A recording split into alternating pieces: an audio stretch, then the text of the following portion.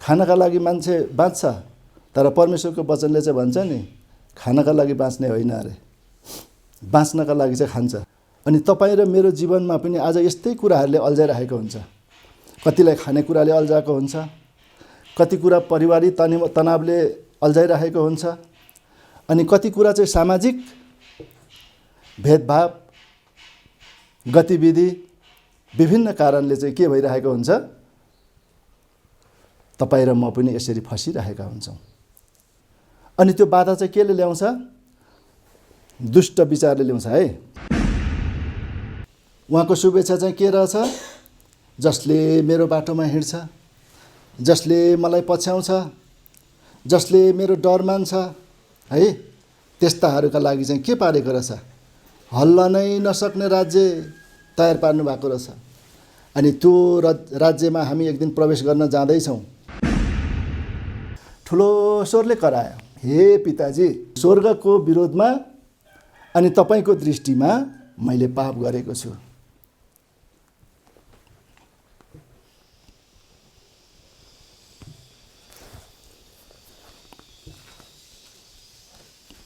है,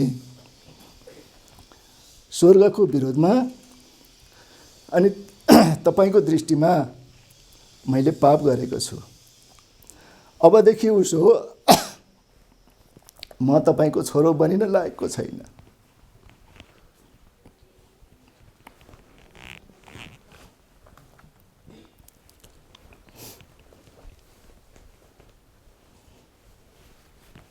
पढौँ त लुका 15 अध्याय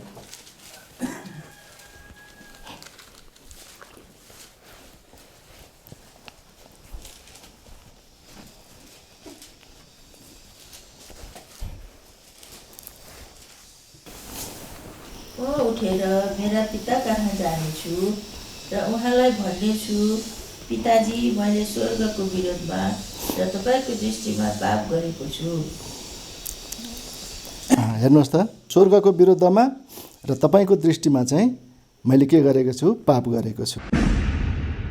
जसले परमेश्वरको बाटोलाई पछ्याउँछ, जो चाहिँ प्रभु येशूले तयार पारेको बाटोमा हिँड्छ, अनि उनीहरूका लागि चाहिँ स्वर्गको राज्य उनीहरूकै लागि हो।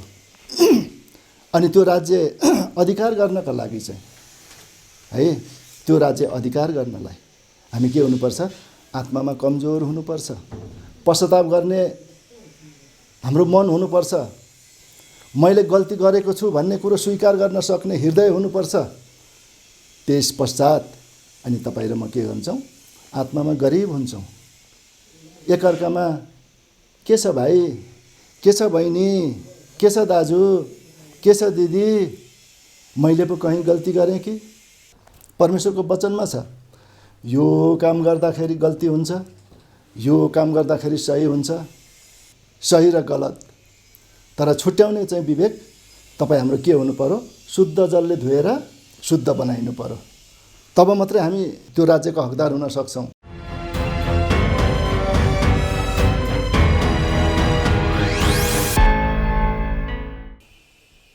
किनकि परमेश्वरले यो शुभेच्छा राख्नु भएको छ, तपाईँ र मलाई नि राज्य दिनका लागि उहाँले यो शुभेच्छा राख्नु भएको छ।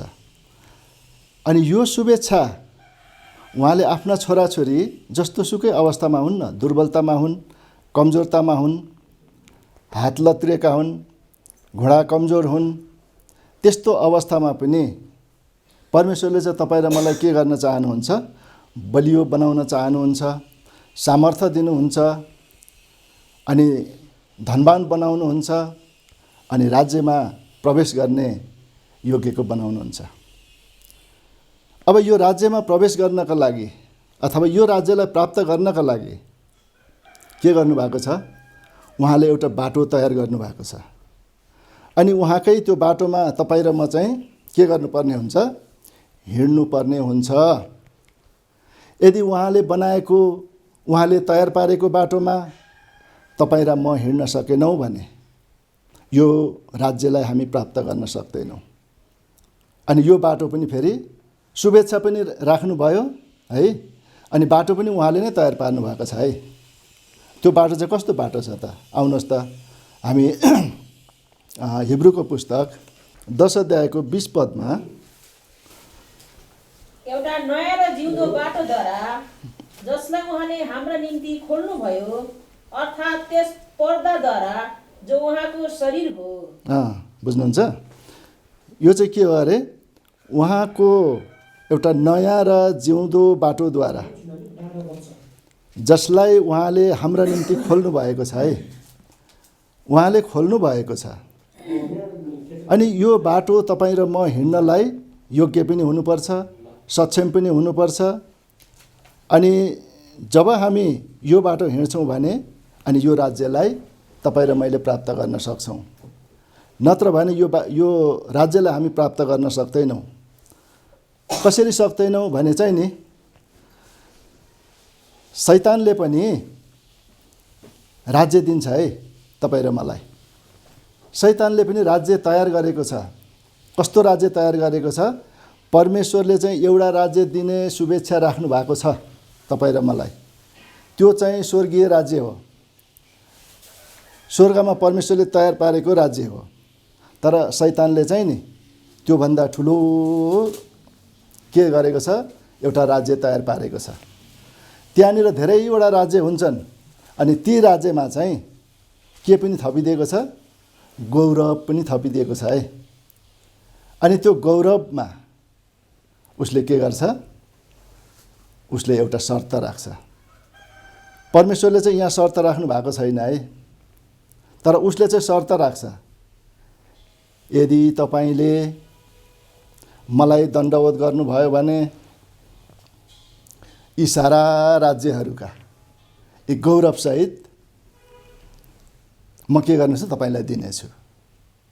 ल पढ्नुहोस् त त्यसलाई, मत्ती 4 अध्यायको 7 र 8 पद, होइन 8 र 9 पद पढौँ त ल। फेरि शैतानले उहाँलाई एकदमै अग्लो पहाडमाथि लग्यो र उहाँलाई संसारका सारा राज्यहरू र तिनीहरूका गौरव देखायो। अनि उहाँलाई भन्यो, तपाईँले भुइँमा भोप्टो परेर मलाई दण्डवत गर्नुभयो भने यी सबै थोक म तपाईँलाई दिनेछु। सबै थोक, हेर्नुहोस् त, गौरवसहित राज्यहरू मात्रै हो र त्यहाँ भएका सारा गौरवहरू पनि दिनेछु। दिएको छ नि त है। संसारले कस्ता ठुला ठुला मान, पद, सम्मान इत्यादि कुराहरू दिएको छ। अनि आज संसारमा के गरिदिएको छ, ठुला ठुला व्यक्तिहरू, ठुला ठुला राज्यहरू प्राप्त गरेर ठुलो ठुलो शासन चलाउने यस्ता खालका व्यक्तिहरू बनाएको छ शैतानले। तर त्यसै बीचबाट परमेश्वरले के भन्नुहुन्छ, तिमीलाई पनि राज्य दिने परमेश्वरको शुभेच्छा छ। यस्तो अवस्थाबाट परमेश्वरले तपाईँ र मलाई राज्य दिन चाहनु भएको छ। अनि यो राज्य दिनका लागि चाहिँ त्यो बाटो हिँड्नुपर्ने रहेछ जुन प्रभु येशूले तयार पारिदिनु भयो। एउटा नयाँ बाटो खोलिदिनु भयो अनि त्यो बाटोबाट चाहिँ तपाईँ र म हिँड्नुपर्ने हुने रहेछ। तर त्यो बाटोमा हिँड्नका लागि चाहिँ अनि त्यो राज्य प्राप्त गर्नका लागि चाहिँ लुते, ल्याङ्रे, फोहोर मैला भएर हामी राज्यमा प्रवेश गर्न सक्छौँ र सक्दैनौँ नि। किनभनेदेखि एउटा सानो मानिसले गरेको विवाह भोज अथवा कुनै पनि पार्टीमा कति राम्रो सुग्घर सफा गरेर कस्तो झिलिमिली पारेर सजाएर बनाएको ठाउँ हुन्छ। त्यस्ता ठाउँमा हामी पस्दाखेरि पनि त हामी नयाँ नयाँ लुगा लाएर जान्छौँ है। अनि नुहाइधुवाइ गरेर जान्छौँ, भर्सक यहाँसम्म कि कोरीबाटी गरेर अनि मेकअप गरेर एकदम सुन्दर सुन्दर भएर हामी जान चाहन्छौँ। भनेदेखि परमेश्वरको राज्यमा चाहिँ प्रवेश गर्न त्योभन्दा पनि अझै महान कुरा हो नि त। अनि त्यस महान कुरामा अथवा त्यो महान राज्यमा अथवा त्यो शक्तिशाली राज्यमा प्रवेश गर्नका लागि चाहिँ तपाईँ र मैले के गर्नुपर्ने हुन्छ, हाम्रा हातहरू पनि कमजोर छन् भने, हाम्रा घुँडाहरू पनि कमजोर छन् भने तिनीहरूलाई चाहिँ सिधा पार्नुपर्छ अरे। एकदम एउटा हुन्छ नि, के अरे, गार्डले कसरी बस्छ, एकदम सिधा भएर मालिक आउँदाखेरि अथवा हाकिम आउँदाखेरि उसले सलोट गर्नका लागि के गरेको हुन्छ, एकदमसँगले सिधा भएर बसेको हुन्छ। त्यस्तै प्रकारले तपाईँ र हाम्रो पनि के हुन्छ, एउटा बाटो बनाउनका लागि, एउटा बाटोमा तयार हुनका लागि, हिँड्नका लागि तयार हुनका लागि हामी पनि सिधा बाटो बनाउनुपर्छ। आउनुहोस् त हिब्रू 12 अध्याय 12 र 13 पद पढौँ त। यसकारण लत्रिएका हातहरू र कमजोर घुँडाहरूलाई सिधा पार, अनि लङ्गडो बाटोबाट नभट्कोस्, तर बरु त्यो निको होस् भनेर आफ्ना पाउका निम्ति सिधा बाटाहरू बनाऊ। बाटाहरू सिधा बनाउनु पर्ने रहेछ है। कसरी? सबैभन्दा पहिले चाहिँ अब हाम्रो सानो बगाल छ, हाम्रा दाजुभाइहरूले पनि डराउँदै कामदै भन्नुभयो।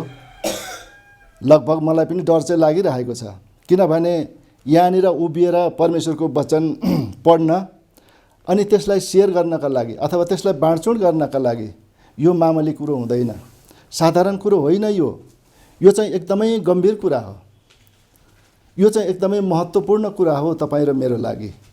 यसकारण तपाईँ हामीलाई परमेश्वरले भन्नुभएको छ नि, नडराऊ।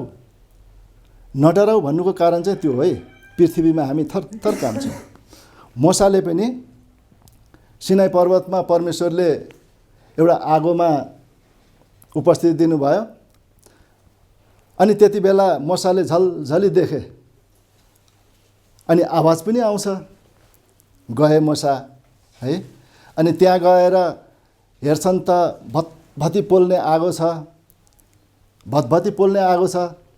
अब त्यो पोथ्रामा आगो लागिरहेको छ, त्यो फेरि पोथ्रो पनि डढिरहेको छैन। यो कस्तो अचम्म हो, कस्तो अचम्म हो भनेर अनि उनी पनि के भए, थर काम्दै डराउँदै के भए, उनी त अझै लम्पसार परे पो भन्छ त। लम्पसार परेर परमेश्वरलाई दण्डवत गरेको कुरा छ। अब हामी त मानिस जाति हौँ, हुन त मोसा पनि मानिस हुन्, तर हामी चाहिँ कस्तो मानिस हौँ, एकदमै यो पापले भरिएर अनि पापले गरेर हामी हिँडिरहेका मानिसहरू हौँ, जसले गर्दाखेरि हामी नडराउनु नकाम्नु के होइन, परमेश्वरको डरमा रहनु होइन। अनि परमेश्वरको डरमा रहनु होइन भनेदेखि अब हामीले चाहिँ के गर्न सक्दैनौँ, त्यो राज्यलाई प्राप्त गर्न सक्दैनौँ। तर जब हामी डराउँदै परमेश्वरप्रति आज्ञाकारी हुँदै अनि उहाँले भनेका कुराहरूलाई मानेर हामी आफ्ना हातहरू आफ्ना घुँडाहरू सिधा पार्ने, अनि हाम्रा हातहरू र घुँडाहरू सिधा पारेर मात्रै होइन रहेछ, हामीले के पनि गर्नुपर्ने रहेछ, लङ्गडाहरू बाटोमा नभड्कोस् भनेर है, बाटोमा नभड्कोस् भनेर, तर त्यो चाहिँ निको होस् भनेर। अनि तपाईँ हाम्रा हात र घुँडाहरू के गर्नुपर्ने, सिधा पार्नुपर्ने रहेछ। अनि जब हाम्रा हातहरू सिधा हुन्छन्, हाम्रा घुँडाहरू सिधा हुन्छन्, अनि परमेश्वरको काम गर्नका लागि हामी के गर्न सक्छौँ, हिँड्न सक्छौँ नि। अनि परमेश्वरको काम यी हातहरूले गर्नका लागि यी हातहरू सामर्थ्य हुन्छन्। अनि त्यस पछाडि के हुन्छन् अरे, आत्माका रोगीहरू हुन्छन्, शरीरका रोगीहरू हुन्छन्। यी सबै निको हुने कारण तपाईँ हामी बन्नुपर्ने रहेछ। अनि के यसका लागि हामी आज तयार छौँ भन्ने यहाँनिर हामीलाई प्रश्न पनि हुन्छ। अनि यसले गर्दाखेरि हामी चाहिँ के गर्नुपर्छ, अब हाम्रा बाटाहरू सिधा बनाउनु पर्ने रहेछ। हामीले बाटो सिधा बनाउनुपर्छ है। अघि पनि हामी सुन्दै थियौँ कि टेढा मेढा गर्ने बाटाहरू पनि हुन्छन् अरे, टेढा मेढा हिँड्ने बाटो पनि हुन्छ अरे। अनि त्यो बाटो चाहिँ कस्तो हुन्छ अरे, तपाईँ र मेरो दृष्टिमा चाहिँ एकदमै ठिक हुन्छ। बाटो फडाकिलो हुन्छ, चौडा हुन्छ, अनि त्यो बाटो हिँड्नका लागि के हुन्छ, आहा हामी आफै खुसी हुन्छौँ नि, कस्तो फराकिलो बाटो, कस्तो चौडा बाटो, हामी त यहाँबाट त सजिलोसँग हिँड्न सक्छौँ। अनि तपाईँ हाम्रो दृष्टिमा चाहिँ त्यो बाटो ठिक देखा पर्छ। आउनुहोस् त पढौँ त हामी हितोपदेशको पुस्तक 14 अध्यायको 25 पद पढौँ। एउटा बाटो छ जो मानिसको दृष्टिमा ठिक देखा पर्छ, तर त्यसको अन्त्य चाहिँ मृत्युका बाटाहरू नै हुन्। मान्छेको दृष्टिमा ठिक देखिने बाटो चाहिँ बेठिक हुँदो रहेछ है भन्ने कुरो यहाँनिर के हुँदैछ, वचनले प्रमाणित गर्दैछ। के प्रमाणित गरो, त्यसका बाटाहरू चाहिँ मृत्युतिर लाने हो। मानिसको नजरमा ठिक देखिन्छ, मानिसले ठिक भन्छ, गलत कुरालाई पनि ठिक भन्छ, सही कुरा त ठिक नै हुन्छ, ठिक त ठिकै हुन्छ, तर त्यहाँनिर के हुने रहेछ, त्यसका बाटाहरू चाहिँ मृत्युमा जाने रहेछ। अनि त्यो मृत्युमा जानका लागि चाहिँ एउटा यस्तो व्यक्ति छ, अनि त्यो परिवारमा चाहिँ दुईटा छोराहरू छन्। अनि ती दुई भाइ छोरामध्ये एउटा चाहिँ छोरो एकदमै चतुर छ, चलाक छ, अनि उसले जहाँ पनि जे पनि गर्न सक्छ, उसले चाहिँ केले गर्छ, विवेकले गर्छ। अनि एउटा चाहिँ छोरो कस्तो छ, हडबड गर्छ क्या, हडबड गर्छ, अनि हडबडमा हतारमा निर्णय गर्छ, अनि निर्णय गरिसकेपछि अनि फुर्सदमा चाहिँ के हुन्छ, पछुताउने कारण हुन्छ। अनि हो यो व्यक्तिमा अथवा यो परिवारमा यस्तो खालको एउटा स्वभाव थियो। एउटा छोरो चाहिँ चतुर थियो, बुद्धिमान थियो, बाठो थियो, अनि एउटा चाहिँ छोरो हडबडे तर विवेकले काम नगरेर हतारमा निर्णय गर्ने अनि फुर्सदमा पछुताउने। अनि हो यस्तो व्यक्ति थियो। अनि ऊ सधैँ अब काममा जाने, अनि जङ्गल जाने, कहीँ गाउँमा जाने, अनि त्यति बेला ऊ चाहिँ कामले लखतरान भएर फर्केर आउँथ्यो कि। अनि घरमा आइपुग्दाखेरि त नि अब बिहान खाजा खाएर गएको मान्छे दिनभरि उहाँ जङ्गलमा काम पनि गरेको छ, अनि फर्केर आउँदाखेरि भारी पनि बोकेर आउनु परेको छ, अनि तुई भारी बोकेर हिँड्दा हिँड्दा त ऊ त के भइरहेको हुन्छ, लखतरान परिरहेको हुन्छ। अनि घरमा भाइले चाहिँ के गरिरहेको हुन्छ, खाना बनाइरहेको हुन्छ, मिठो मिठो बास्ना आइरहेको छ, ऊ चाहिँ भोकले प्याकप्याकी भएर सुकिरहेको छ, लम्पसार पर्न आँटिसकेको छ। अनि भन्छ, ए भाइ मलाई तिम्रो खानाबाट केही देऊ न, म त भोकले मर्न आँटेँ भन्छ। अनि यो त खाना मेरो लागि मात्रै ठिक्क बनाएको छ, तिम्रो लागि त पुग्दैन भन्छ भाइले। होइन होइन, अलिअलि भए पनि बाँडेर खाऊ न, म त एकदमै गाह्रो भइसकेको छ, यो गाह्रो अवस्थाबाट म बाँच्न नसक्ने भइसकेँ, यसकारण मलाई जसरी भए पनि अलिकति तिम्रै भागबाट भए पनि काटेर देऊ भन्छ क्या। एकदमै दुखित हुन्छ ऊ, मर्न त आँटिरहेछ भोकले। अब यो भोक चाहिँ कस्तो हुन्छ भन्ने कुरो मलाई पनि थाहा छ है। फेरि म पनि त्यस्तै प्रकारको अब यो सुगरको बिमारी हिँड्दा हिँड्दा हिँड्दा हिँड्दा गरेर नि, अनि केही पनि खान नपाइकन धेरै टाढासम्म यात्रा गर्नु पर्यो भने, अनि यो यात्रामा मलाई कठिन हुन्छ, अनि म कहिलेकाहीँ अलिकति टाढा बाटो हिँड्नु पर्यो भने चाहिँ बिस्कुट गोजीमा हालेर म हिँड्ने गर्छु। मलाई सुगरको समस्या थियो। अनि हो त्यसले गर्दाखेरि अब ऊ त लखतरान भइसकेको छ, मर्नै लागेको छ। अब त्यो चलाख भाइले चाहिँ के भन्छ, ल म खाना चाहिँ तिमीलाई दिन्छु, तर तिम्रो जेठो अधिकार चाहिँ मलाई देऊ न त भनेर भन्छ। अनि एकछिन गम्छ क्या, उसले सोच्छ जेठो अधिकार, अनि सोचेर उसले निर्णय गर्नै सक्दैन। अनि भन्छ, जेसुकै होस् यो जेठो अधिकारले मलाई के गर्छ र, कमसेकम त्यो खाना पायो भने त भोक त टर्छ, मसँग तागत त आउँछ भनेर कस्तो मजाले नि के गर्छ, उसले निर्णय गरिदिन्छ। निर्णय गर्छ, अनि त्यो निर्णय गरिसकेपछि कसम खाऊ न त लो भन्छ। अनि कसम खान्छ दाइले। अनि कसम खाएपछि उसले त्यो खाना रोटी पनि दिन्छ, अनि दाल सुराई पनि दिन्छ, अनि खान्छ, भरपुर हुन्छ, अगाउँछ ड्याउ ड्याउ गरेर है। अनि सन्तुष्टि भयो, उता सन्तुष्टि भयो। अनि मनमा चाहिँ गुनिरहेको छ है कुरा, मनमा चाहिँ गुनिरहेको छ। अनि पछि आशिष पाउने बेला भयो है। अब बाउबाट आशिष पाउने बेला भयो। अनि त्यो आशिष माग्न जाँदाखेरि चाहिँ पनि अर्को एउटा विषयवस्तु छ। अब त्यो विषयवस्तुलाई चाहिँ म यहाँनिर भनिराख्न सक्दिनँ। हामीले उत्पत्ति 27 अध्याय गएर घरमा हेऱ्यौँ भनेदेखि हामीले त्यो सबै विवरण चाहिँ थाहा पाउँछौँ। तर यहाँनिर मुख्य कुरो चाहिँ अब आशिष थाप्ने बेला भयो। बुवा वृद्ध हुनुहुन्छ, आँखा देख्नुहुन्न, हातखुट्टा चल्दैन, अनि त्यो अवस्थामा चाहिँ अब आशिष माग्न जान्छ। आशिष माग्न जाँदाखेरि त तिमी को हौ? बाउ चाहिँ आँखा देख्दैनन् है। तिमी को हौ? होइन म हजुरको जेठो छोरो हो नि। हो, अनि किन आयो त? मलाई आशिष दिनुहोस्। होइन, आशिष त मैले अघि नै अर्कोलाई दिइसकेको छु भन्छ।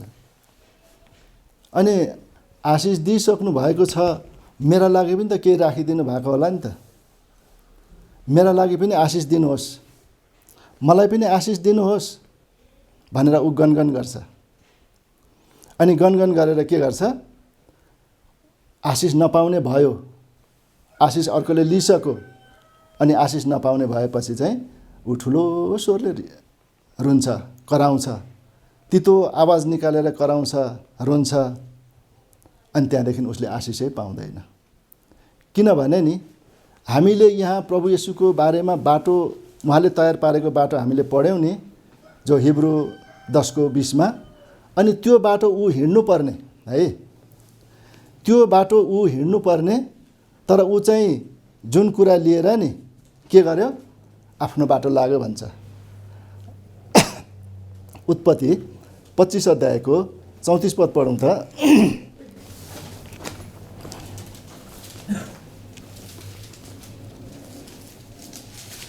तब याकुबले एउटा रोटी र दालको सुरुवा दिए, अनि तिनले खाए, पिएर उठे, अनि आफ्नो बाटो लागे। यसरी एसावले आफ्नो जेठाको अधिकारलाई तुच्छ ठाने। हेर्नुहोस् त, आफ्नो बाटो लागे भन्छ है। उहाँले बाटो तयार गरिदिनु भएको छ। त्यो बाटो तयार गर्नका लागि चाहिँ नि कस्तो ठुलो दुःख पो भोग्नु परेको छ त प्रभु येशूले त। मत्ती 27 अध्यायमा गएर हेऱ्यौँ भनेदेखि त नि उहाँलाई क्रुसमा टाँगिएको छ, खुट्टामा काँटी ठोकिएको छ, हातमा काँटी ठोकिएको छ, कोखामा भाला रोपिएको छ, शिरमा काँडाको मुकुट लगाइएको छ। मानिसका लागि बाटो तयार गर्नका लागि, मानिसका लागि बाटो खोल्नका लागि उहाँ त्यो अवस्थामा पुग्नु पर्यो।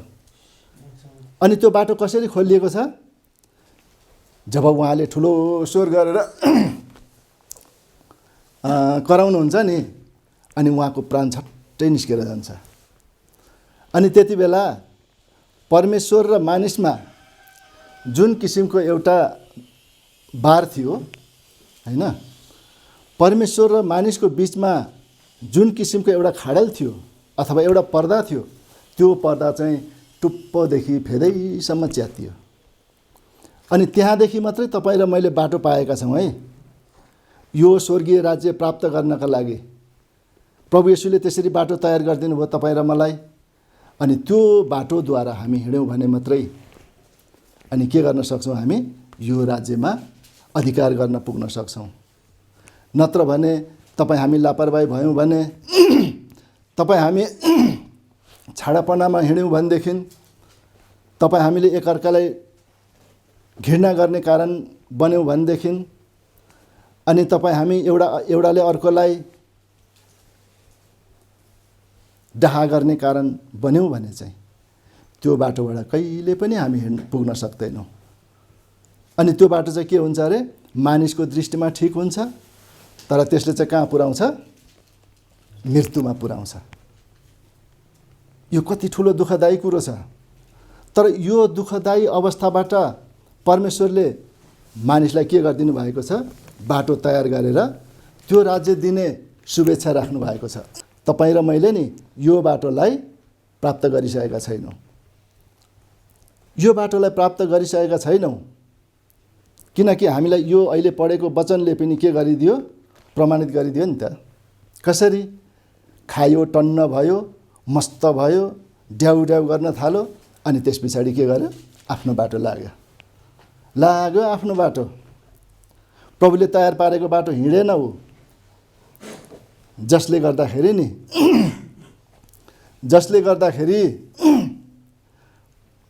पछि गएर उसले पश्चाताप गर्दा पनि नि पश्चाताप गर्ने ठाउँ पनि पाएन भन्छ।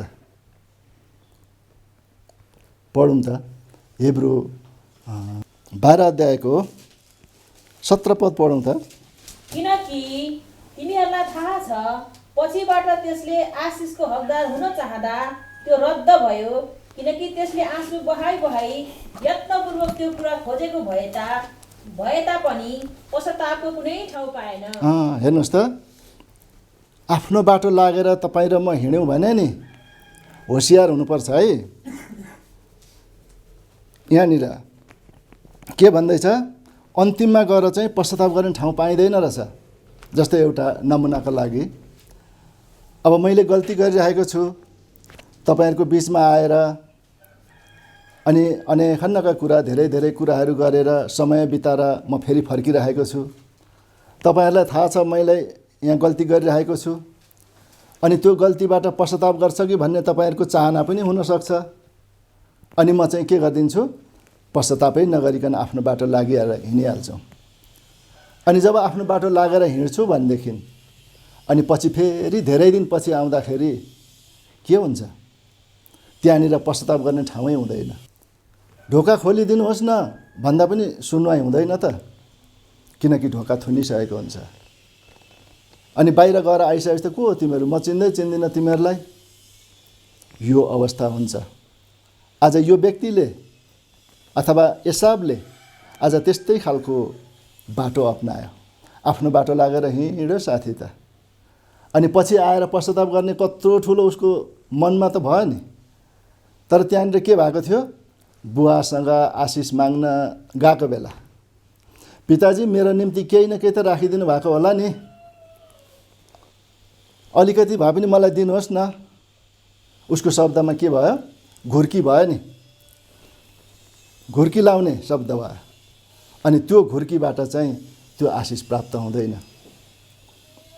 अब एउटा व्यक्ति छन्, अनि ती व्यक्तिका पनि 2 भाइ छोरा छन्। अनि ती 2 भाइ छोरालाई चाहिँ एक भाइले चाहिँ के गर्छ, आफ्नो भाग जुन अंशमा पर्छ अनि त्यो भाग चाहिँ लिएर जाने उसले निधो गर्छ। अनि उसको निधोलाई उसको बाबापट्टि प्रति प्रकट गरिदिन्छ। ल पिताजी, अब यहाँ बसेर मैले काम गर्न नसक्ने भएँ, अब मेरो भागमा पर्ने अंश जति चाहिँ मलाई दिनुहोस्। अनि म के गर्छु, म छुट्टै बसेर मेरो व्यवस्था गर्छु। म एकै ठाउँ बस्न सकिनँ, यो अब मलाई दिनुहोस्। अनि उसको पिताले पनि के गरे, अनि लो न त, अब तेरो पाउन्डर म तँलाई दिनेछु, तिम्रो पाउन्डर म तिमीलाई दिनेछु, तिमीलाई जे इच्छा लाग्छ त्यो गर। एउटा नम्र स्वभावले नि नम्र भएर अनि छोरालाई के गरिदिन्छ, अंश दिन्छन्। अनि अंश दिएर जान्छ, छोरो लिएर जान्छ। अनि नजिकैमा बसौँ भने त फेरि दाजु र बाबुहरूले थाहा पाउँछन् कि, अनि आएर थाहा पाएर यो फेरि मलाई डिस्टर्ब गर्छन् कि बाधा दिन्छन् कि भनेर नि अनि के गर्छ, ऊ चाहिँ टाढा देशमा जान्छ। अनि त्यो टाढा देशमा पुगेर वरिपरि हेर्छ, झिलिमिली देख्छ, यता हेरो अर्कै किसिमको रङ्गमञ्च छ, उता हेरो अर्कै किसिमको मौजमस्ती छ, अनि उता हेरो अर्कै किसिमको खानपिन छ। अनि त्यो अवस्थामा चाहिँ उसले के देख्यो, आहा अब संसार त यहाँ पो रहेछ नि हौ, जीवन जिउने तरिका त यो पो रहेछ नि हो, म ठिक्क समयमा पो यहाँ आइपुगेछु नि। अनि त्यहाँदेखि आफूले बाउले दिएको सम्पत्ति राखो पोको पारेर एउटा कोठामा बस्यो। अनि त्यहाँनिर के गर्न थाल्यो, एक दिन जान्छ अर्को ठाउँमा एक खालको मस्ती गर्छ, अर्को ठाउँमा जान्छ अर्कोचोटि अर्कै किसिमको मौजमजा लिन्छ। अनि त्यहाँनिर के भयो, उसले त विलासिताको जीवन जिउन थाल्यो, मनोरञ्जनको जीवन जिउन थाल्यो। उता जान्छन् हाँसी खुसी देख्छ, उता जान्छन् हाँसी खुसी देख्छ। अनि सारा त्यो सहरभरि चाहिँ के भयो, एउटा खुसी र आनन्दको समय देख्यो, त्यहाँको हाउभाउ त्यो देख्यो। अनि उसले पनि त्यही जीवन जिउन थाल्यो। अनि त्यो जीवन जिउनका लागि उसले के गर्नु पर्थ्यो, त्यो बाउसँग लिएको सम्पत्ति चाहिँ कि काममा लगाउनु पर्थ्यो, काममा लगाएको भएदेखि त्यसको फाइदा आउँथ्यो र फाइदाबाट खान पुग्थ्यो, अथवा ब्याजमा लगाउनु पर्थ्यो, ब्याजमा लगाएको आम्दानीले उसलाई खान पुग्थ्यो। तर उसले चाहिँ त्यो गरेन है। अनि त्यो नगरेपछि के गर्न थाल्यो ऊ? आज अलिकति झिक्छ एक ठाउँमा जान्छ, भोलि अलिकति झिक्छ अर्को ठाउँमा जान्छ, अनि पर्सि अलिकति झिक्छ अर्को ठाउँमा जान्छ। हो यसो गर्दै गर्दै विलासिताको जीवन जिउन थाल्यो। अब त्यो राखेका ठाउँबाट झिक्दै खाँदै गरेको कति दिनले पो पुग्छ र है? कति दिन पनि पुग्दैन नि। अनि खाइसक्यो बिचरा, केही दिन त पुग्यो तर खाइसक्यो। अब खाइसकेपछि के गर्नु पर्यो? अब त्यो ठाउँमा मजमस्ती गर्न पाएन उसले, दुःख पायो। अब त्यहाँभित्र जाउँ भने पैसा चाहियो, अब पैसा आफूसँग छैन। ल अब के गर्ने त भनेर ऊ कामको खोजीमा हिँड्न थाल्यो त्यति बेला चाहिँ। अनि त्यहीँ काम गरौँ भने त अब 2-4 दिन अघि त्यस्तो मजमस्ती गरेको जीवन छ। अनि अलि टाढामा गएर के गर्नु पर्यो? काम खोज्न गयो। अनि काम खोज्न जाँदाखेरि कतिले त दिएनन् काम। को छन् तिमीसँग? म एक्लै छु। के काम गर्छौ? काम त केही पनि जानेको छैन। के चाहिँ गर्छौ त? हजुरले जे अराउनुहुन्छ म त्यही गर्छु। गर्छौ त? गर्छु। ल मसँग यति बथान छ, यो बथानलाई चाहिँ तिमीले चराउने काम गर है त भनेर भनिदिन्छ मालिकले। हुन्छ हजुर। अनि गयो। बिहान खाजा खायो उसले। अनि त्यो बथानलाई निकालेर के गर्छ? जङ्गलमा लान्छ चराउन। अनि जाँदा जाँदा जाँदा अब बिहानै खाजा खाएर हिँडेको मान्छे दिनभरि त्यो चराउँदाखेरि त त्यो बथानलाई चराउँदाखेरि त भोकले ऊ पनि लखतरान हुन्छ, लखतरान हुन्छ। अनि त्यति बेला उसले छ नि त्यो बथानले खाइरहेको ठाउँमा गएर नि त्यहाँभित्र छरिएका कोसाहरू पो टिपेर खान उसले चाहना गर्छ, भोक मेटाउनका लागि नि। यो भोक भन्ने चिज चाहिँ यस्तो हुन्छ है, एकदमै डरलाग्दो हुन्छ। यसले के गरिदिन्छ? मानिसलाई दुष्ट विचार भरिदिन्छ। अनि त्यही दुष्ट विचार भरिएको कारणले त्यो एसाव व्यक्ति त्यस्तो हुन पुग्यो, भोकले रन्थनिएर। अनि यहाँनिर के हुन्छ? त्यो कोसा खाएर पेट भर्ने चाहना गर्छ तर पाउँदैन। बथान ठुलो छ, त्यो बथानले खाँदा खाँदै त्यो सकिदिन्छ, उसले खान पाउँदैन। अनि त्यस पछाडि ऊ पनि भोकले लखतरान हुन्छ। 1 दिन सहन्छ, 2 दिन सहन्छ, 3 दिन सहन्छ। सहँदै सहँदै के गर्न थाल्यो? ऊ चाहिँ सहनै नसक्ने हुन थाल्यो। अनि त्यस पछाडि उसको विवेकमा अलिकति के गरिदिन्छ? परमेश्वरको डर पसिदिन्छ। अनि त्यति बेला भन्छ, के भन्छ? मेरा पिताका घरमा नोकर चाकरहरूले उब्रो पाब्रो गरेर खान्छन्, तर म चाहिँ यहाँ भोकले मरिरहेको छु। अब के गर्ने त? बाउको घरमा जाउँ भने आफ्नो सबै सम्पत्ति आफ्नो भागमा पर्ने जति लिएर म आएको छु। अब नजाउँ भने बाँच्ने उपाय छैन। अब यहाँ 2टा द्वन्द्व भयो है, एउटा शरीरको, एउटा चाहिँ परमेश्वरप्रतिको आत्माको। अब यहाँ 2टा लडाइँ भयो।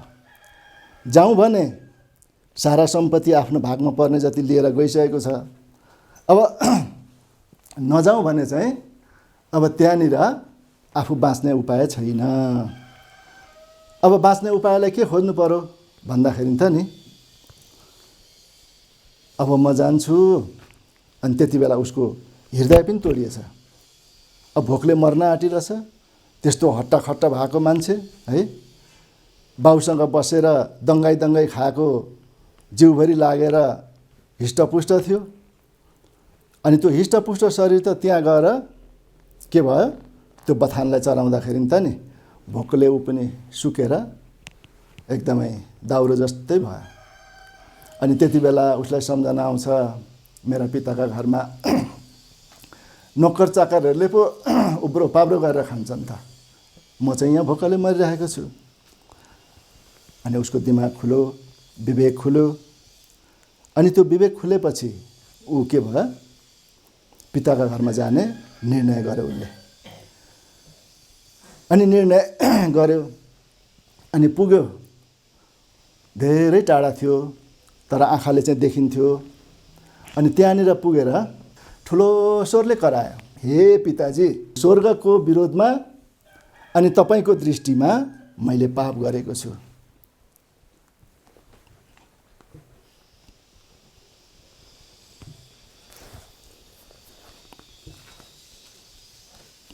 है,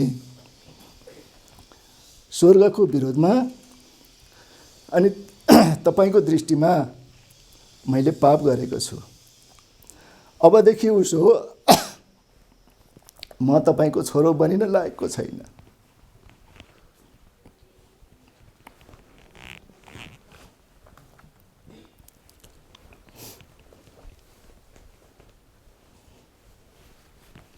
पढौँ त लुका 15 अध्याय।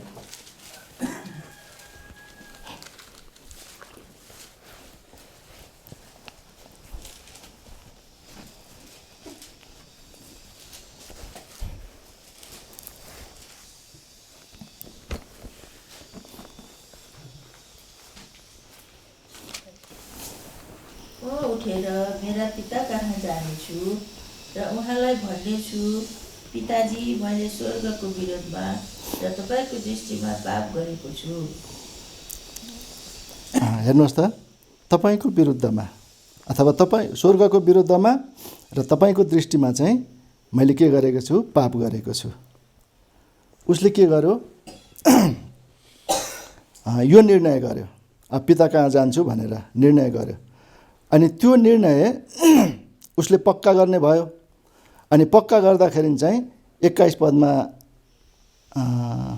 20 पद पढौँ त एकचोटि।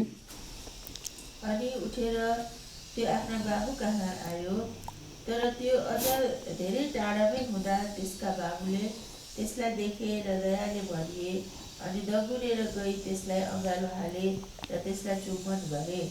अनि 21 पनि, अनि त्यस छोराले उनलाई भन्यो, पिताजी, मैले स्वर्गको विरोधमा र तपाईँको दृष्टिमा पाप गरेको छु र अब उसो तपाईँको छोरो भनिन लायकको म छैन। अब यहाँनिर हामीले दुईजना छोराहरूको बिचमा हामीले दुईटै विषयलाई हामीले जान्न सक्यौँ। अब यहाँनिर अन्तर चाहिँ हामीले के पायौँ त,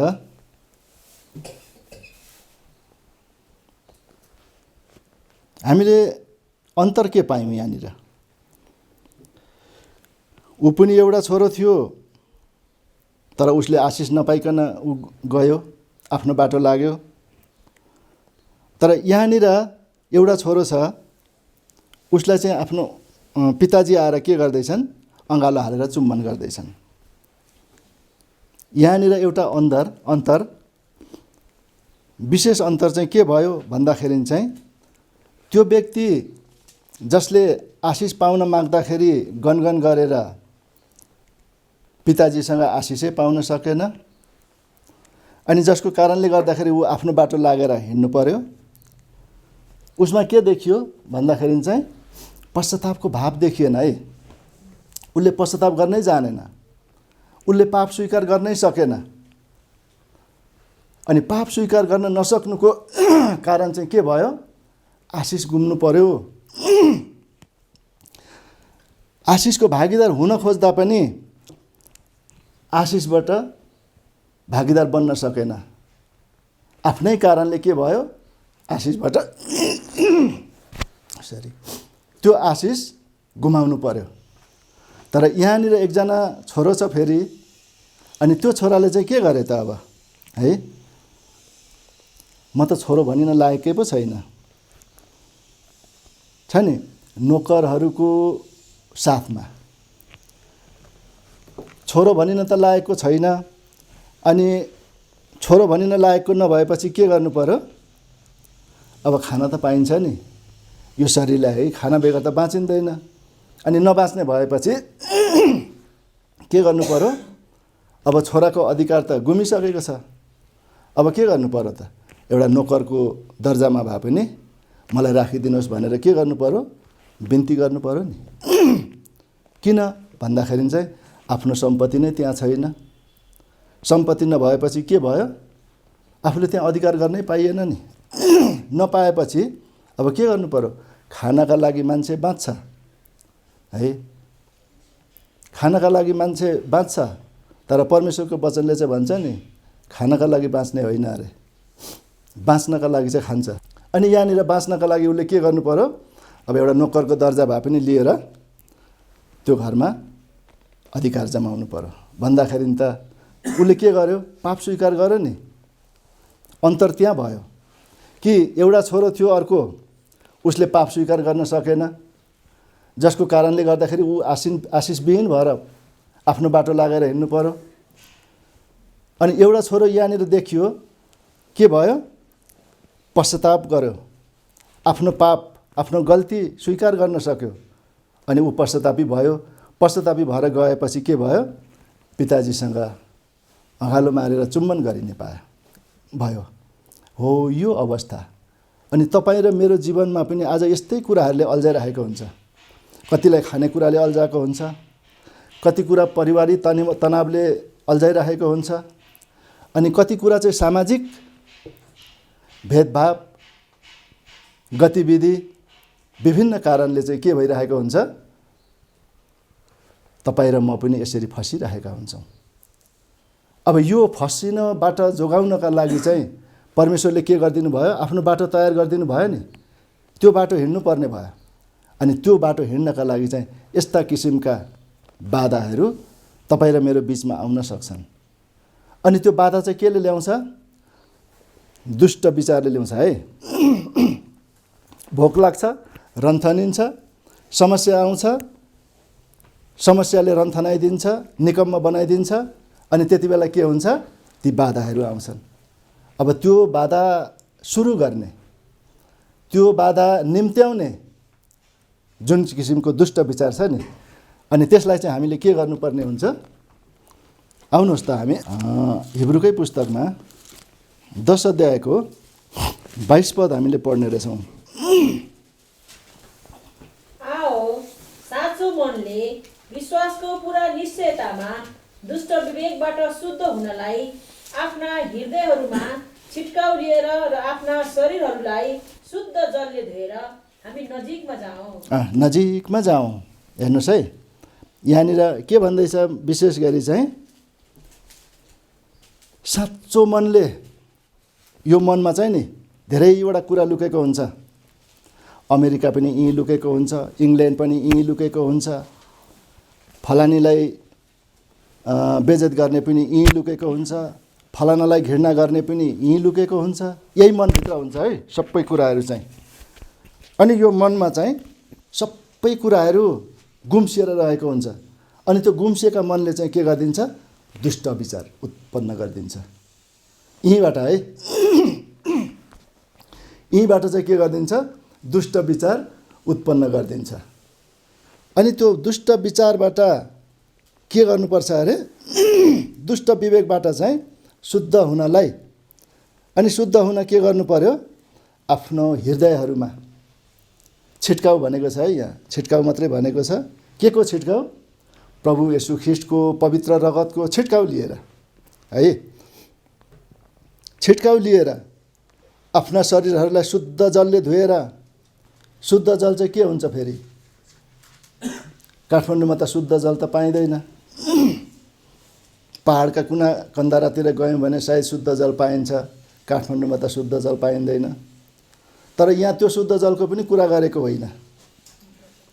प्रभु येशूको वचनमा लेखिएको छ, बाइबलमा है, शुद्ध जल परमेश्वरमा छ।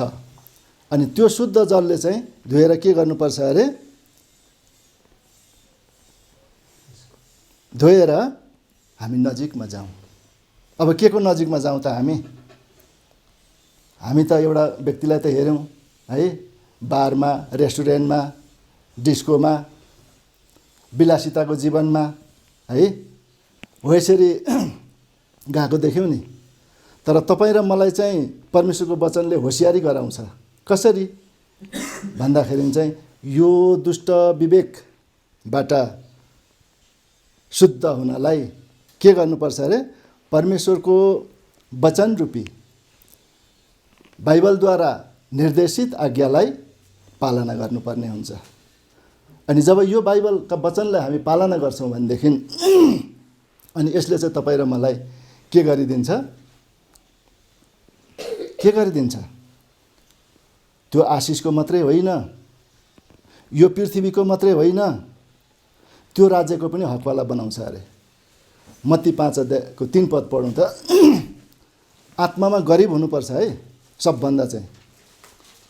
किन गरिब हुनुपर्छ? त्यो गरिबले चाहिँ के गर्न सक्छ? पश्चाताप गर्न सक्छ नि त। अनि त्यो पश्चाताप गर्ने हृदयले चाहिँ के गर्छ अरे? कुन राज्य अधिकार गर्न सक्छ? पढ्नुहोस् त। आत्मामा गरिब हुनेहरू धन्य हुन्, किनभने स्वर्गको राज्य उनीहरूकै हो। स्वर्गको राज्य चाहिँ उनीहरूकै हो। कसको? जसले परमेश्वरको बाटोलाई पछ्याउँछ, जो चाहिँ प्रभु येशूले तयार पारेको बाटोमा हिँड्छ, अनि उनीहरूका लागि चाहिँ स्वर्गको राज्य उनीहरूकै लागि हो। अनि त्यो राज्य अधिकार गर्नका लागि चाहिँ है, त्यो राज्य अधिकार गर्नलाई हामी के हुनुपर्छ? आत्मामा कमजोर हुनुपर्छ। पश्चाताप गर्ने हाम्रो मन हुनुपर्छ। मैले गल्ती गरेको छु भन्ने कुरो स्वीकार गर्न सक्ने हृदय हुनुपर्छ। त्यस पश्चात अनि तपाईँ र म के हुन्छौँ? आत्मामा गरिब हुन्छौँ। एकअर्कामा के छ भाइ, के छ बहिनी, के छ दाजु, के छ दिदी, मैले पो कहीँ गल्ती गरेँ कि है? मैले तपाईँहरूलाई भन्नु नपरोस् तपाईँहरूले गल्ती गर्नुभयो भनेर, तपाईँहरूले मलाई भन्नु नपरोस् तपाईँले गल्ती गर्नुभयो भनेर। तर के गर्न सकौँ? परमेश्वरको वचनमा छ, यो काम गर्दाखेरि गल्ती हुन्छ, यो काम गर्दाखेरि सही हुन्छ, छुट्याइदिएको छ स्पष्टसँग, प्रष्टसँग त्यहाँ राखिदिएको छ पाप र धर्म है, सही र गलत। तर छुट्याउने चाहिँ विवेक तपाईँ हाम्रो के हुनु पर्यो? शुद्ध जलले धोएर शुद्ध बनाइनु पर्यो। तब मात्रै हामी त्यो राज्यलाई हकदार हुन सक्छौँ, त्यो राज्यको हकदार हुन सक्छौँ। अनि हकदार पनि परमेश्वरले बनाउनुहुन्छ है। पढौँ त भजन सङ्ग्रह 37:9 किनकि दुष्टहरू नाश हुनेछन्, तर परमेश्वरको बाटो हेर्नेहरू चाहिँ पृथ्वीका हकवाला हुनेछन्। बुझ्नुभयो? बाटो भनेको चाहिँ बाटो हिँड्ने अथवा हेर्ने। परमेश्वरको बाटो हिँड्ने अनि हेर्ने उनीहरू चाहिँ के हुनेछन् अरे? राज्यका हकवाला हुनेछन्। अब त्यो राज्यको हकवाला हुनका लागि तपाईँ र मैले विवेक शुद्ध पार्नका लागि है, यो दुष्टताले भरिएको विवेकलाई शुद्ध पारेर, शुद्ध जलले धोएर परमेश्वरको नजिकमा जानुपर्छ। त्यो राज्यको नजिकमा पुग्नुपर्छ। अब एउटा कुरो, अब यहाँनिर एउटा उदाहरण के छ भनेदेखि नि, जस्तै यहाँ हाम्रो दाजुको 3 भाइ छोरा छन् अनि भाइको 1 भाइ छोरा छन्। अब यहाँहरू एउटै बाबुआमाका छोरा, एउटा नमुना है उदाहरणको लागि, अनि एउटै बाबुआमाका छोरा। अब उहाँका 3 भाइ छोरा, यहाँको 1 भाइ छोरा, सम्पत्ति बराबर छ। अब त्यो सम्पत्ति बराबर छ भनेदेखि अब 3 भाइ छोरालाई बाँड्दाखेरि त यति पर्ने भयो है। अब एउटा छोराको लागि त त्यो सम्पत्ति सबै भयो नि त। अनि अब उसकामा सम्पत्ति धेरै हुन्छ, 1 भाइ मात्रै छोरो छ, अनि यो 3 भाइ मध्ये 1 भाइलाई चाहिँ यता पठाउँछु अथवा यता ल्याउँछु भनेर उसले अंश पाउँछ त? पाउँदैन नि है।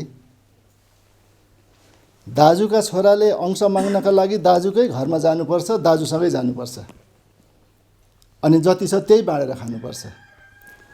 भाइको एउटा छोरो, अब एउटा छोरालाई जति हुन्छ, चाहे धेरै होस् चाहे थोरै होस्, दाजुको छोरो भाइकोमा गएर अंश पाउँदैन। तर यहाँ एउटा उदाहरण छ, यसले असर चाहिँ नपारोस् है। यहाँनिर त्यो संसारको गौरव है, देखायो नि त शैतानले। अनि त्यो के अरे राज्य, यो सारा संसारको राज्यको गौरव देखायो नि।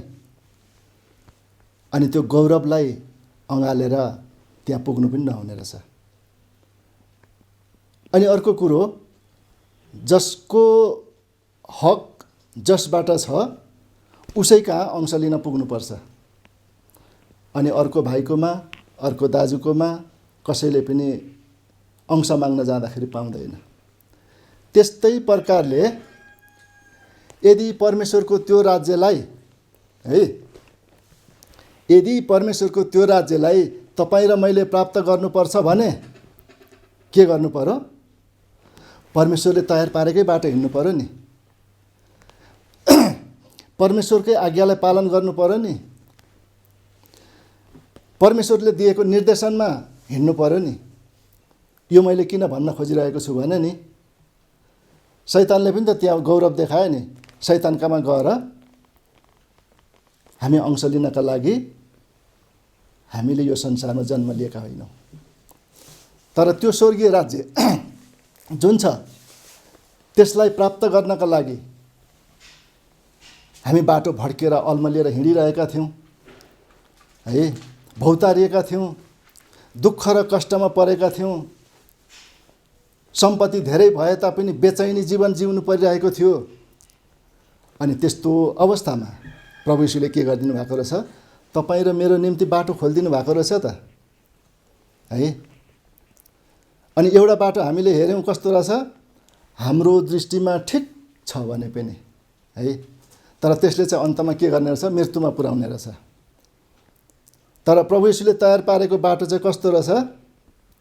तपाईँ हामी सबैको मुखमा झुन्डिएकै हुन्छ त्यो है, जसले भन्छ मद्वारा बाहेक पिता कहाँ कोही पनि पुग्न सक्दैन है। यूहन्ना 14 6 पदमा है, त्यहाँ हामी नजाउँ। परमेश्वरले तयार पारेको बाटो त्यो हो। अनि यहाँ आएर हामीले हिब्रू 10:20 पनि पढ्यौँ नि है, उहाँले आफ्नो शरीरलाई त्यहाँनिर कष्ट दिएर के गरिदिनु भयो? त्यो बाटो खोलिदिनु भयो नि त। अब त्यो बाटो हिँड्नका लागि चाहिँ है, तपाईँ हामी आफैले के गर्नुपर्छ? प्रश्न राख्नुपर्छ। अब यो बाटो हिँड्दाखेरि कहाँ पुगिन्छ भन्दाखेरि त त्यो शैतानको राज्यमा पुगिने रहेछ। अब यो प्रभु यीशुले तयार पारेको बाटो हिँड्दाखेरि चाहिँ कहाँ पुगिने रहेछ भन्दाखेरि चाहिँ स्वर्गमा परमेश्वरले तयार पारेको के रहेछ? राज्य रहेछ नि त। उहाँको शुभेच्छा त्यो रहेछ नि त। अनि त्यो राज्य कस्तो छ त अब है? त्यो राज्य कस्तो छ त? यो संसार हल्लिएर जान्छ। भूकम्पले 72 सालमा कस्तो कस्तो तहर्का मच्चायो। कतिजना अघि दुखित शोकित भए। यो पृथ्वी त्यसरी नै हल्लेर जान्छ एक दिन है। अनि यो पृथ्वी मात्रै होइन, परमेश्वरको वचनले चाहिँ के भन्छ? स्वर्ग पनि हल्लिन्छ भन्छ। अब त्यो स्वर्ग हल्लिन्छ भनेदेखि तपाईँ हामीलाई कस्तो राज्य दिन चाहनु भएको छ त परमेश्वरले? पढौँ त हिब्रूकै पुस्तकमा हामी पढ्न पाउँछौँ।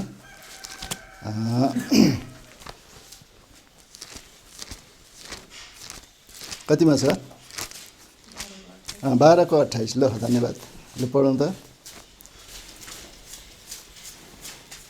यसकारण हल्न नसकिने राज्य हामीले पाइरहेका हुनाले आऊ हामी अनुग्रह प्राप्त गरौँ, जसद्वारा हामी श्रद्धा र ईश्वरीय भयसाथ परमेश्वरलाई ग्रहण योग्य सेवा चढाउन सकौँ। हामीले बुझ्यौँ है नि है, पढ्दा पढ्दै हामीले बुझ्छौँ। यस्तो स्पष्टसँग प्रष्टसँग बताइदिएको छ। के बताएको रहेछ? अब यो राज्य जुन परमेश्वरले दिन चाहनु भएको राज्य चाहिँ के रहेछ? उहाँको शुभेच्छा चाहिँ के रहेछ? जसले मेरो बाटोमा हिँड्छ, जसले मलाई पछ्याउँछ, जसले मेरो डर मान्छ है, त्यस्ताहरूका लागि चाहिँ के पारेको रहेछ? हल्लनै नसक्ने राज्य तयार पार्नु भएको रहेछ। अनि त्यो राज्यमा हामी एक दिन प्रवेश गर्न जाँदैछौँ। अनि त्यो राज्यमा प्रवेश गर्न जानका लागि चाहिँ तपाईँ र मैले के गर्नुपर्ने हुन्छ? परमेश्वरलाई मनपर्ने, परमेश्वरमा ग्रहणयोग्य सेवा हामीले चढाउन सकौँ। तब मात्रै हामीले त्यो राज्य प्राप्त गर्न सक्छौँ। अनि हामीले हेऱ्यौँ, दुईटा छोरा दुई ठाउँमा दुई किसिमका योजना अनि दुई किसिमका विचार हामीले हेऱ्यौँ। एउटा विचारले आफ्नो बाटो लागेर गयो, अर्को विचारले के गर्दैछ? परमेश्वरपट्टि फर्केर पश्चाताप गर्दैछ। हे प्रभु, हे पिताजी, मैले पाप गरेको छु, म तपाईँको छोरो भनिन लागेको छैन। अब म चाहिँ के गर्न सकौँ? तपाईँका नोकरहरूमध्ये एकजना बन्न सकौँ। उसले किन यत्रो ठुलो चाहना गर्यो त? किन आफ्नो पाप स्वीकार गर्यो? उसले त्यो राज्यलाई देख्यो नि त। कुन राज्यलाई? हल्लनै नसक्ने राज्यलाई उसले देख्यो, जसले गर्दाखेरि ऊ पश्चातापी भएर गयो आफ्नो पिता कहाँ। अनि पितासँग अँगालो मारियो अनि उसले अधिकार पायो। अनि त्यो राज्यभित्र प्रवेश गरेर हकदार हुने मौका पायो। यस्तै प्रकारले प्रिय दाजुभाइ दिदीबहिनीहरू, हामी के गर्नुपर्छ? हाम्रो हृदयभित्र कठोरताले भरिएको हुन्छ अनि त्यो कठोरताले पश्चाताप गर्न दिँदैन। एउटा मान्छेसँग अर्को मान्छेलाई झुक्न दिँदैन, किनभने हाम्रो अभिमान चाहिँ के हुन्छ? मानिसभन्दा उच्च हुन्छ है। अभिमान चाहिँ नि मान्छेभन्दा उच्च हुन्छ। हामी धेरै भयो भनेदेखि 5.5 फिटको हुन्छौँ, तर हाम्रो अभिमान चाहिँ नि कस्तो हुन्छ भने नि हामीभन्दा उच्च हुन्छ। अनि त्यो अभिमानले चाहिँ झुक्न दिँदैन। अनि झुक्न नदिएपछि के हुन्छ? हामी तल नरकको भागीदार बन्न पुग्छौँ, स्वर्गको भागीदार बन्न सक्दैनौँ। अनि त्यो स्वर्गको भागीदार बन्नका लागि चाहिँ के गर्नुपर्ने रहेछ? हाम्रो घमण्डलाई तोड्नुपर्छ, हाम्रो मूर्खतालाई नाश गर्नुपर्छ, हाम्रो अभिमानलाई चाहिँ के गर्नुपर्छ? तल राख्नुपर्छ। अनि त्यो अभिमानलाई हामी त्याग्न सकेनौँ भने चाहिँ हामीले सेवा गरेको अर्थै रहँदैन। यसकारण हाम्रो अभिमानलाई, हाम्रो मूर्खतालाई, हाम्रो घमण्डलाई हामीले तल झारौँ। संसारमा पनि एउटा उखान छ नि, रिसले चाहिँ घमण्ड ल्याउँछ है। रिसा मान्छे घमण्डी हुन्छ अनि घमण्डी मान्छे चाहिँ धेरै रिसाउँछ। सायद मेरो जीवनमा पनि ती लागु हुन सक्छन्। अनि हो, यो अभिमानलाई चाहिँ, यो मूर्खता र घमण्डलाई चाहिँ हामीले के गर्नुपर्छ? सबैभन्दा तल राख्नुपर्छ। अनि त्यो राज्यमा प्रवेश गरेर तपाईँ हामी के गर्न सक्छौँ?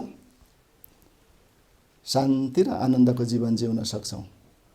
अनि त्यो शान्ति र आनन्द कस्तो हुन्छ भने नि, त्यहाँ चाहिँ नि रुवाई पनि हुँदैन अरे, दुःख पनि हुँदैन अरे, पीडा पनि हुँदैन अरे, त्यहाँभन्दा ठुलो के पनि हुँदैन? मृत्यु पनि हुँदैन भन्छ है। प्रकाश कतिमा छ? त्यो एउटा पद पढेर हामी राख्नेछौँ। 21 को 4 पद। अनि परमेश्वरले उनीहरूका आँखाहरूबाट सबै आँसु पुछिदिनु हुनेछ। अनि मृत्यु कहिले हुने छैन, न त शोक, न रुवाई, न कहिले पीडा नै हुनेछ, किनकि पहिलेका कुराहरू बितिसकेका छन्। अब संसारमा हामीले यी कुराहरू छोडेर जानुपर्छ है। यो बित्ने संसार हो। यस संसारबाट हामी केही पनि लान सक्दैनौँ। जन्मिँदा पनि त खाली हात जन्म्यौँ। न त कान छेडेको थियो, मुन्द्री लगाएको थियो, न त औँठी नै लगाएको थियो, न त केही लुगा नै लगाएको थियो। नाङ्गै जन्मेको थियो। अनि नाङ्गै जानुपर्छ त्यो राज्यमा प्रवेश गर्नका लागि है। हामीले केही कुराले त्यहाँनिर नरोकेको होस्, हाम्रो अभिमानले नरोकोस्, हामी झुक्न सकौँ, यो अभिमानबाट हामी तल झर्न सकौँ। अनि त्यो अभिमानले हामीलाई रोक्छ है। त्यसले गर्दाखेरि हामी यो अभिमान छोडेर, मूर्खता छोडेर, घमण्ड छोडेर के गरौँ? पश्चातापी हृदय बनाउन सकौँ। अनि प्रभु यीशुले तयार पारेको बाटो तपाईँ र म हामी हिँड्न सकौँ है। परमेश्वरले वचनमा आशिष दिएका हुन्। कति कुराहरू तलमाथि भयो होलान् वचनमा पनि है। अनि यसका लागि क्षमा गरिदिनुहोस्। अनि परमेश्वरले पनि क्षमा गरेका हुन्। सबैलाई जय मसीह।